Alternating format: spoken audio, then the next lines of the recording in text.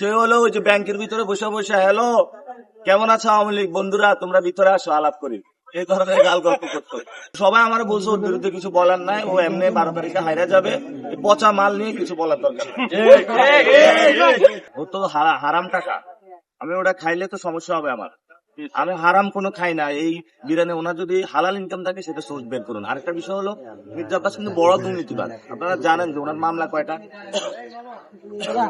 তাকে 5ই অগস্টের পরে 2টা মামলা রিলিজ দেওয়া হয়েছে এবং এই ফ্ল্যাট জালিয়াতির মামলা রাজুকে, এবং তার অনেকগুলো মামলা চলমান আছে। তার নামে অনেকগুলা দুর্নীতির মামলা হয়েছে, ওই মামলাগুলা গেল কই? হয়ে গেছে।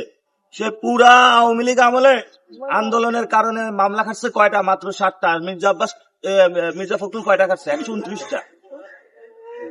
সে হলো ওই যে ব্যাংকের ভিতরে বসে বসে, হ্যালো কেমন আছো আওয়ামী লীগ বন্ধুরা, তোমরা ভিতরে আসো আলাপ করি, এই ধরনের গাল গল্প করতো। মাত্র 7টা মামলা খাইছে। ও এমন একটা চিজ আওয়ামী লীগের সাথে আঘাত করে চলে, ও এমন একটা চিজ ভারতের সাথে আঘাত করে চলে। পুরা ঢাকাটা একটা সন্ত্রাসী রাজত্ব গড়ে তুলেছে। সবাই আমার বলছে ওর বিরুদ্ধে কিছু বলার নাই, ও এমনি 12 তারিখে হাইরা যাবে, এই পচা মাল নিয়ে কিছু বলার দরকার নেই।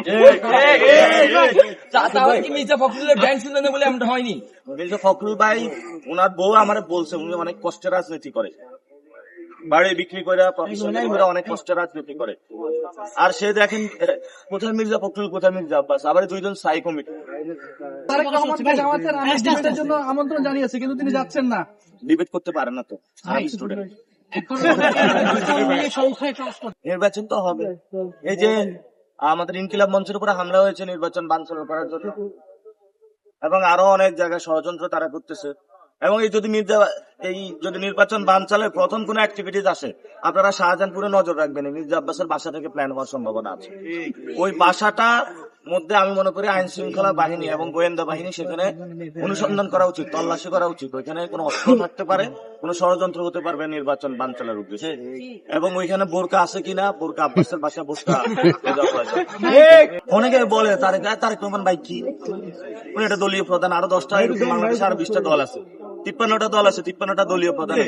এখন কেউ যদি বলে যে বিএনপি বেগম খালেদা জিয়া পর্যন্ত ছিল, ওই বিএনপি এখন আর নাই, এটা শহীদ জিয়াউর রহমানের বিএনপি ছিল। বিএনপি ভারত আওয়ামী লীগ মিলেমিশে একাকার। তারা বাংলাদেশে বড় ধরনের কোন প্ল্যান করতেছে, কিন্তু আমাদের আধিপত্যবাদ এবং ফ্যাসিবাদের বিরুদ্ধে লড়াইটা চলবে।